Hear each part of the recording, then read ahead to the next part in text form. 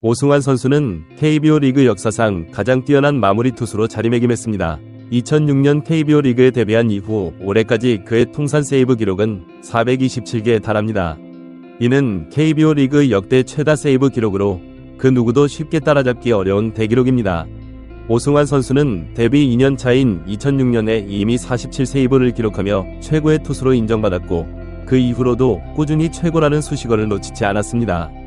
오승환 선수는 국내 무대를 넘어 일본과 미국 메이저리그에서도 활약하며 개인적으로 이룰 수 있는 모든 것을 성취한 선수입니다. 2013년 시즌이 끝난 후 더 큰 무대에 도전하고자 한국을 떠나 일본 프로야구 한신 타이거스에 입단했습니다. 그곳에서도 그는 마무리 투수로서의 역할을 훌륭히 수행했으며 그의 활약은 결코 부끄럽지 않은 수준이었습니다. 전성기가 지나갈 무렵 오승환 선수는 더 큰 도전을 위해 메이저리그로 진출했습니다. 세인트루이스 카디널스와 계약을 맺은 그는 2016년 처음에는 셋업맨으로 시즌을 시작했지만 자신의 실력을 증명하며 당시 팀의 주요 마무리였던 트레버 로젠타를 밀어내고 2년 동안 39세이브를 기록하는 놀라운 성과를 이뤄냈습니다. 한국이든 일본이든 미국이든 오승환 선수의 자리는 대부분의 시간 동안 마무리 투수였습니다. 2020년 오승환 선수는 KBO 리그로의 복귀를 선언하고 친정팀인 삼성 라이온즈의 유니폼을 다시 입었습니다. 복귀 후에도 그는 여전히 팀의 9회를 책임지는 마무리 투수로 활약했습니다. 2020년 18세이브, 2021년 44세이브, 2022년 31세이브, 그리고 지난해에도 30세이브를 기록하며 여전한 기량을 과시했습니다. 하지만 나이를 속일 수는 없었습니다. 전성기 때는 이른바 돌직구 하나만으로도 타자들을 압도했던 오승환 선수였지만 40대에 접어든 나이에 그 9위를 그대로 유지하기란 불가능했습니다. 그럼에도 불구하고 오승환이기에 지금까지 그 자리를 지키고 있었다고 볼 수 있습니다. 2022년 시즌에 오승환 선수는 57경기에 등판해 평균 자책점 3.32를 기록했고 2023년에는 58경기에서 평균 자책점 3.45를 기록했습니다. 여전히 좋은 성적이었지만 오승환 선수의 전성기 시절과 비교하면 조금 내려왔다는 평가를 받을 수 있는 수준이었습니다. 올해도 팀의 마무리로 시즌을 시작했지만 그의 성적은 데뷔 이후 가장 좋지 않은 축에 속합니다. 시즌 48경기에 등판해 46이닝을 던지며 27세이브를 기록했지만 평균 자책점은 4.50으로 상승했습니다. 이전처럼 상대를 압도하기보다는 진땀을 흘리는 경우가 잦아졌습니다. 이러한 상황에서 오승환 선수가 마무리 보직을 내려놓고 앞쪽으로 이동해야 한다는 의견이 꾸준히 제기되었습니다. 하지만 마무리는 쉽게 바꾸기 어려운 중요한 보직이기도 했습니다. 그러나 이상 징후가 짙어지자 결국 전환점이 찾아왔습니다. 8월 9일 광주에서 열린 기아 타이거즈와의 경기에서 오승환 선수는 경기 마무리를 위해 마운드에 올랐지만 단 3분의 1이닝 동안 안타 4개를 맞고 2실점하며 패전의 멍해를 썼습니다. 물론 수비진의 도움을 받지 못한 점도 있었지만 이 사건을 계기로 다음날 박진만 삼성 감독은 사실상의 집단 마무리 체제를 시사했습니다. 박 감독은 오승환 선수가 반드시 9회에만 등판하는 것은 아니라고 밝혔습니다. 상황에 따라 조금 더 앞쪽에 배치될 수도 있다고 언급했으며 시즌이 얼마 남지 않은 만큼 그동안의 1이닝 책임제에서 벗어나 총력전을 펼칠 수 있다고 예고했습니다. 결국 오승환 선수는 8월 15일 KT 위즈와의 경기에서 3분의 2이닝 동안 2피안타 2실점을 기록한 뒤 2군으로 내려가게 되었습니다. 8월 한 달 평균 자책점이 12.00에 이르는 상황에서 분명 재조정이 필요했던 것입니다. 다행히 오승환 선수의 2군 강등은 부상 때문이 아니었습니다. 따라서 처음부터 2군에 머무는 시간이 길어지지 않을 것으로 예상되었습니다. 이 기간 동안 그는 떨어진 체력을 보충하고 부족했던 점을 차분히 살펴보는 시간을 가졌습니다. 복귀를 앞두고는 퓨처스리그에서 2경기에 출전해 경기 감각을 최종적으로 점검했습니다. 8월 23일과 24일 NC 다이노스 2군과의 경기에서 각각 1이닝을 무실점으로 막아내며 좋은 모습을 보여주었습니다. 이러한 오승환 선수의 상태를 보고받은 박진만 삼성 감독은 그의 1군 복귀를 예고했고 결국 10일 만인 8월 26일 다시 1군 엔트리에 등록되었습니다. 삼성 라이온즈 구단은 오승환 선수가 정규 시즌 막판 순위 싸움과 포스트 시즌이라는 중요한 경기를 앞두고 컨디션을 회복하길 바랐습니다. 어쩌면 이번이 그의 마지막 휴식 기간이 될 수도 있습니다. 다만 그의 보직은 아직 유동적인 상태입니다. 이미 오승환 선수가 2군으로 내려가기 전에 그가 더 이상 고정 마무리가 아닐 수 있다는 신호를 분명히 보냈기 때문입니다.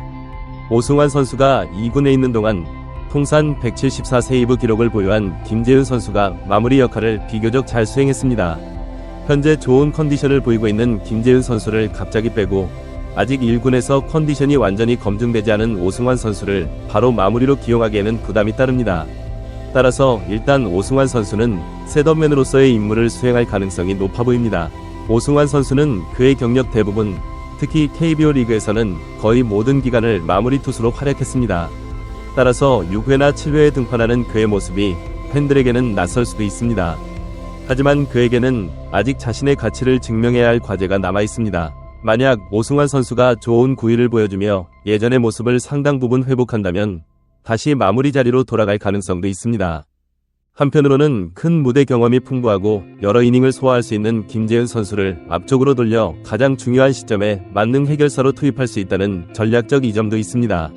앞으로 2주 정도 오승환 선수가 보여줄 투구 내용에 따라 올해 남은 시즌 동안에 그의 보직이 결정될 가능성이 큽니다. 오승환 선수의 1군 복귀를 위해 양현 선수가 2군으로 내려갔습니다. 올해 삼성에 합류한 양현 선수는 시즌 1군에서 18경기에 등판해 1패 2홀드 평균 자책점 7.62로 팀의 기대에 미치지 못하는 성적을 기록했습니다. 올해 그는 18경기에서 13이닝을 던지는 데 그쳤습니다. 이 군에서 조정기간을 거쳐 8월 18일 1군 엔트리에 다시 등록되었지만 8월 24일 대구에서 열린 롯데 자이언츠와의 경기에서 1이닝 동안 2피안타, 1피 홈런, 원볼넷 2실점으로 부진한 모습을 보였습니다. 이에 따라 다시 이 군에서 경기력 조정의 시간을 가질 전망입니다. 올해 퓨처스리그에서는 11경기에 등판해 4승 2홀드, 평균 자책점 5.73을 기록했습니다. 한편 롯데 자이언츠에서도 2명의 선수가 1군 엔트리에서 제외되었습니다.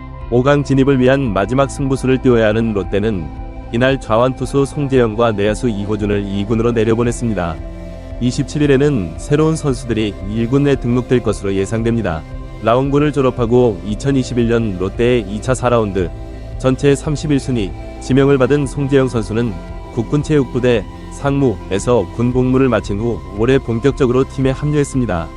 롯데의 부족한 좌완 불펜 자원으로서 그의 가능성에 기대를 걸었고 실제로 몇몇 경기에서 그러한 기대에 부응하는 모습을 보여주었습니다.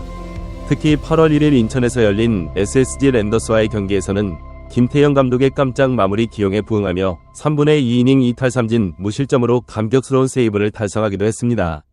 이후에도 주로 원포인트 릴리프로 활용되며 나쁘지 않은 활약을 펼쳤으나 25일 대구에서 열린 삼성 라이온즈와의 경기에서 0이닝 2피안타, 1피 홈런, 2실점을 기록한 후 이날 1군 엔트리에서 제외되었습니다. 올해 퓨처스리그에서의 그의 성적은 28경기, 28과 3분의 1이닝에 등판해 3승 5홀드 평균 자책점 1.91로 좋은 편이었습니다. 올해 신인 드래프트에서 3라운드 전체 23순위 지명을 받고 입단한 상황고 출신 내야수 이호준 선수도 2군으로 내려갔습니다. 이호준 선수는 올해 7월 13일부터 7월 19일까지 7일, 그리고 8월 11일부터 8월 25일까지 15일 동안 1군에 머물렀으나 주전 구도가 비교적 확고한 롯데 야수진에서 많은 출전 기회를 얻지는 못했습니다. 올해 1군에서 8경기에 출전했지만 실제로 소화한 타석은 단 한 타석에 불과했습니다. 올해 퓨처스리그에서는 24경기에 출전해 타율 0.166, 5타점을 기록했습니다. 이러한 선수 변동은 팀의 전략적 결정을 반영합니다. 각 구단은 시즌 막바지에 접어들면서 더욱 치열해지는 순위 경쟁을 위해 로스터를 조정하고 있습니다. 특히 롯데 자이언츠의 경우 5강 진입을 위한 마지막 승부수를 던지려는 의도가 엿보입니다. 한편 오승환 선수의 복귀는 삼성 라이온즈에게 중요한 의미를 갖습니다. 그의 경험과 능력은 팀에 큰 도움이 될 수 있지만 동시에 그의 컨디션과 역할 조정이 필요한 상황입니다. 오승환 선수가 어떤 모습으로 팀에 기여할지 그리고 팀이 그를 어떻게 활용할지는 앞으로 주목해야 할 부분입니다. 또한 이러한 변화들은 KBO 리그의 경쟁 구도와 각 팀의 전략을 잘 보여줍니다. 시즌 막바지에 접어들수록 팀들은 더욱 세밀한 전력 분석과 로스터 운영을 통해 최상의 결과를 얻고자 노력합니다. 베테랑 선수들의 경험과 젊은 선수들의 패기를 적절히 조화시키는 것이 중요한 과제가 됩니다. 이러한 상황에서 팬들의 관심도 높아집니다. 특히 오승환 선수와 같은 리그를 대표하는 선수의 복귀와 역할 변화는 많은 이들의 주목을 받게 됩니다. 팬들은 그가 예전의 모습을 되찾을 수 있을지 혹은 새로운 역할에서 어떤 모습을 보여줄지 기대하고 있습니다. 한편 각 구단의 젊은 선수들에게도 이는 중요한 시기입니다. 송재영, 이호준과 같은 신예 선수들은 이번 기회를 통해 자신의 실력을 더욱 갈고 닦을 수 있습니다.